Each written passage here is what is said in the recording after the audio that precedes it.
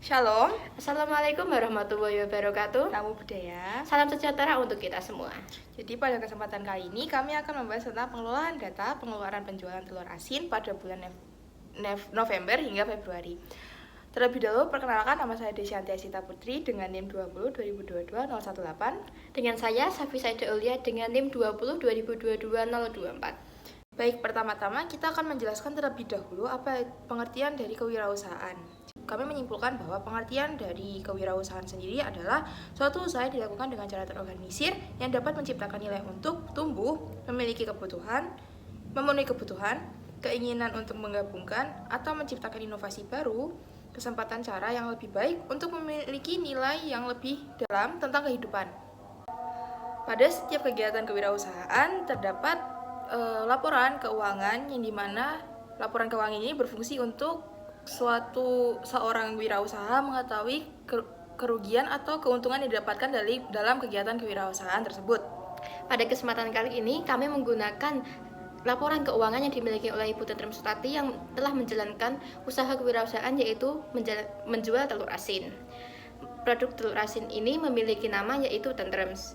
Laporan keuangan yang kami dapatkan hanya sekitar periode pada bulan November 2022 hingga pada bulan Februari 2023. Oke, pada bagian pertama kita akan bisa melihat pada modus, median, dan rata-rata melalui tabel di atas. Yang pertama, modus. Modus adalah frekuensi data terbanyak atau muncul yang ditemukan dalam sebuah data. Dari data tabel yang kita lihat tersebut, pada tabel 1 kita dapat melihat bahwa pada angka 144 memiliki frekuensi terbanyak, yaitu memiliki 6. Sehingga pada tabel di atas dapat kita ketahui bahwa 144 merupakan modus dari data di atas. Selanjutnya yaitu pada bagian median. Median merupakan nilai tengah dari data yang telah diurutkan mulai dari yang terkecil hingga ke terbesar. Untuk menemukan nilai tengah atau median, kita dapat mencari dengan menggunakan rumus 1/2 dikali N. Dari data di atas atau letak median dapat kita tersebut adalah 6 dengan cara sebagai berikut. Setengah 1/2 dikali dengan 12 sama dengan 6. Setelah menentukan letak median dari data, kita dapat langsung menentukan median jika itu merupakan data ganjil. Namun karena data kita merupakan data genap, kita harus menambahkan dari urutan data ke-6 dan data ke-7 lalu dibagi 6 untuk mendapatkan nilai median dari tersebut. Sehingga dapat kita tuliskan bahwa median sama dengan U6 ditambah U7 dibagi 2, yaitu 144 ditambah 156 dibagi 2, dan menghasilkan median bernilai 150. Oke, selanjutnya rata-rata atau min. Rata-rata atau min adalah merupakan hasil pembagian dari jumlah nilai dibagi dengan jumlah frekuensi yang dimiliki. Sebagai rumus dapat kita lihat pada jumlah nilai dibagi frekuensi, sehingga cara menyelesaikan rata-rata sebagai berikut, di mana min merupakan jumlah semua data dari 144 hingga 180 ditambahkan lalu dibagi dengan jumlah frekuensi yaitu 12, lalu menghasilkan 180/96 dibagi 12 dan hasilnya 158. Sehingga nilai 158 ini merupakan rata-rata atau min dari data di atas. Baik, selanjutnya kita akan membahas tentang momen sentral, kemiringan, dan juga keruncingan. Pada setiap data pasti terdapat kemiringan, keruncingan, momen non sentral, dan momen sentral. Terlebih dahulu sebaiknya kita mencermati tabel yang telah kami buat ini. Setelah kita memperhatikan tabel di atas, tabel tadi, kita akan melanjutkan untuk membahas momen sentral. Momen sentral sendiri memiliki pengertian momen ke R dari nilai-nilai X1, X2 hingga Xn terhadap titik asal berupa X bar atau rata-rata. Jadi terdapat dua rumus yang digunakan untuk mencari momen sentral, yaitu rumus momen sentral data tunggal dan rumus momen sentral data kelompok. Namun pada kasus ini kita akan menggunakan rumus momen sentral data tunggal, karena data yang kita miliki adalah data tunggal. Seperti yang sudah kita lihat bahwa di tabel ini terdapat rumus dari data tunggal dan data kelompok. Sehingga yang pertama yaitu kita akan mencari momen sentral 1. Momen sentral 1 sendiri menggunakan rumus sigma X min X bar dibagi dengan jumlah frekuensi. Sehingga nilai yang kita masukkan adalah 0/12 yang menghasilkan 0, karena 0 dibagi 12 adalah 0. Yang selanjutnya mencari momen sentral 2, di mana sigma X dikurang X bar dipangkatkan 2, lalu dibagikan dengan jumlah frekuensi. Sehingga hasil dari momen sentral 2 adalah 984,6666667. Selanjutnya, momen sentral 3, yang dimana sigma X min X bar dipangkatkan 3, lalu dibagikan dengan jumlah frekuensi yang menghasilkan negatif 24.768. Dan momen sentral 4 yaitu sigma X dikurang X bar dipangkatkan oleh 4, lalu dibagikan dengan jumlah frekuensi yang menghasilkan 5.743.490,667. Selanjutnya kita akan membahas tentang momen non-sentral. Momen non-sentral sendiri memiliki pengertian nilai-nilai X1, X2 hingga Xn terhadap titik asal 0. Sama seperti momen non-sentral memiliki dua rumus untuk menentukan momen non-sentral dengan menggunakan rumus data tunggal dan data kelompok. Karena kita menggunakan data tunggal, maka kita akan menggunakan rumus data tunggal seperti yang ada di tabel tersebut. Tabel ini ya. Lalu kita hanya perlu memasukkan angka-angka yang terdapat pada tabel di atas tadi sebelum kita memasuki pembahasan momen sentral tadi, sehingga momen non-sentral 1 di mana sigma X dibagi dengan jumlah frekuensi, sehingga momen non-sentral 1 memiliki nilai 158. Yang kedua yaitu momen non-sentral yang dimana sigma X dipangkatkan 2 lalu dibagikan dengan jumlah frekuensi yang bernilai 97.944. Lalu momen non-sentral ketiga yang dimana sigma X dipangkatkan 3 lalu dibagikan dengan N, sehingga momen non-sentral 3 memiliki hasil 70.347.168. Lalu untuk momen non-sentral 4, rumus ini dimana sigma X dipangkatkan 4 lalu dibagikan dengan jumlah frekuensi, sehingga hasil dari momen non-sentral 4 adalah 54.635.382.144. Kita akan membahas tentang kemiringan. Kemiringan sendiri adalah cara yang digunakan untuk menentukan kurva itu simetris atau tidak. Jadi terdapat 3 kemiringan distributif data. Yang pertama yaitu kemiringan positif, yang dimana grafik yang dimiliki berbentuk cenderung condong ke bagian kanan. Ini dapat terjadi apabila kemiringan bernilai lebih besar dari 0. Yang kedua yaitu kemiringan negatif, yang dimana grafik ini cenderung condong ke kiri, dan hal ini terjadi apabila kemiringan memiliki nilai lebih kecil dari 0. Selanjutnya yaitu kemiringan simetris, yang dimana grafik ini memiliki bentuk tidak condong ke kanan dan juga tidak condong ke kiri.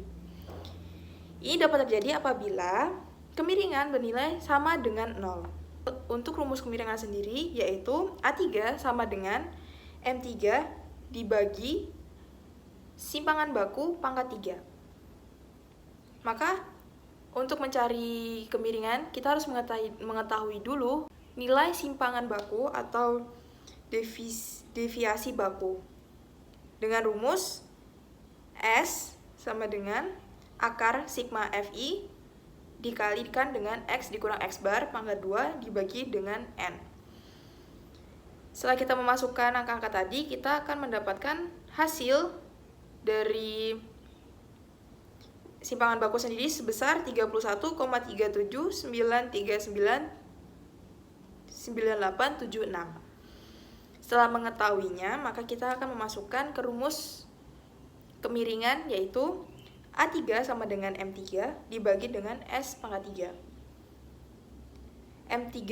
Momen sentral 3 tadi sebesar negatif 24.768 dibagi dengan simpangan baku sebesar 31,3793998 3793, 9876 dipangkatkan 3, lalu kita akan mendapatkan hasil sebesar negatif 0,801598848. Karena kemiringan yang dihasilkan bernilai kurang dari 0, maka kemiringan yang dimiliki oleh data ini adalah kemiringan negatif. Selanjutnya kita akan membahas tentang keruncingan. Keruncingan sendiri atau yang bisa disebut dengan kurtosis adalah tingkat kepuncakan dari sebuah distribusi yang biasanya diambil secara relatif terhadap suatu distribusi normal. Keruncingan sendiri memiliki 3 macam. Yang pertama, leptokurtik yang merupakan distribusi yang memiliki puncak relatif tinggi atau runcing. Nah, keruncingan leptokurtik ini terbentuk apabila keruncingan bernilai lebih dari 3. Yang kedua yaitu patikurtik. Patikurtik merupakan distribusi yang memiliki puncak hampir mendatar atau landai. Keruncingan patikurtik terbentuk apabila keruncingan bernilai kurang dari 3. Lalu yang terakhir yaitu mesokurtik. Mesokurtik merupakan distribusi yang memiliki puncak tidak tinggi dan tidak juga rendah, seperti lonceng.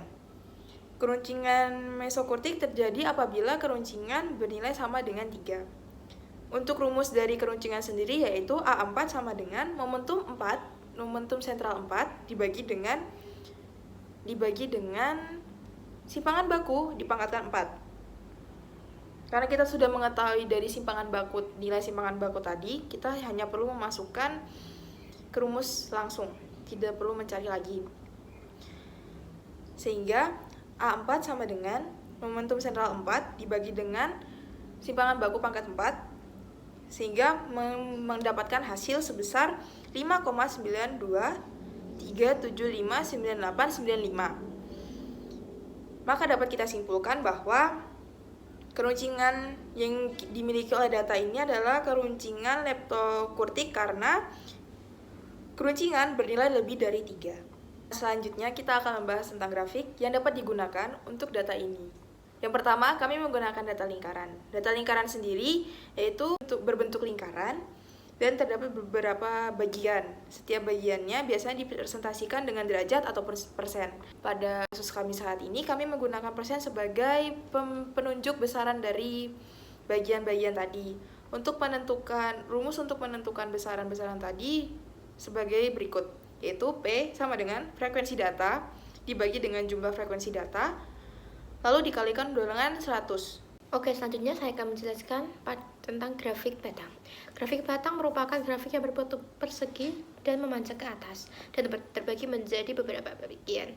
Setiap bagian biasanya diberikan keterangan pada bagian bawah dan sebelah kiri grafik.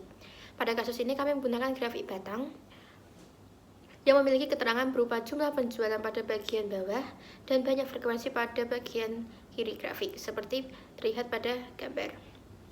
Untuk grafik ini, kita tidak perlu menggunakan rumus untuk menentukan presentasi dari setiap batang. Selanjutnya, grafik garis. Grafik garis adalah grafik yang menggunakan garis untuk menunjukkan frekuensi sebuah data. Pada grafik ini, terdapat bagian yang menunjukkan frekuensi data dan juga bagian yang merupakan nilai dari data yang dimiliki. Grafik ini hampir sama dengan grafik batang yang seperti tadi, karena sama-sama tidak menggunakan rumus tertentu untuk menentukan bentuk daripada grafik garis berikut ini. Selanjutnya pada pembahasan terakhir yaitu kesimpulan. Setelah melakukan analisis dan hitungan dari data yang kita dapatkan, ternyata ditemukan bahwa penjualan tertinggi telur asin terjadi pada bulan Februari, yaitu mendapatkan keuntungan sebesar 548.000. Kemudian untuk data pada tabel 1 terdapat nilai yang sering muncul, yaitu pada data 144, di mana terdapat sebanyak 6 nilai yang muncul dalam 12 nilai atau frekuensi, sehingga ini bisa disebut dengan modus. Kemudian pada tabel 1 yang telah diurutkan dapat menentukan angka median di mana berada pada nilai 154. Lalu dengan menggunakan rumus min pada tabel titik 1 memiliki min yaitu 150.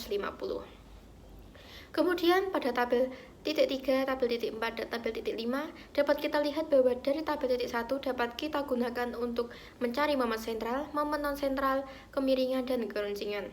Dari grafik lingkaran dapat kita ketahui bahwa nilai 144 memiliki presentasi sebesar 50%, 156 sebesar 8%, 168 sebesar 17%, dan 180 sebesar 25%. Lalu grafik bata dan grafik garis dapat kita tentukan bahwa grafik memiliki kemiringan negatif, karena ketika data dimasukkan ke dalam rumus kemiringan, nilai A3 kurang dari 0, di mana hanya memiliki hasil sebesar negatif 0,8115 sekian. Dan pada grafik memiliki keruncingan berupa leptokurtik, karena ketika data dimasukkan ke dalam rumus keruncingan, di mana nilai A ternyata lebih besar dari 3, di mana hasilnya adalah 5,923 sekian, sehingga dapat kita simpulkan bahwa pada tabel titik 1, kita dapat menentukan nilai mana yang memiliki frekuensi terbanyak, dan menentukan nilai median dan min. Kemudian dari grafik pada tabel titik 1, dan grafik yang sudah dibuat dapat disimpulkan bahwa grafik memiliki kemiringan negatif dengan keruncingan leptokurtik.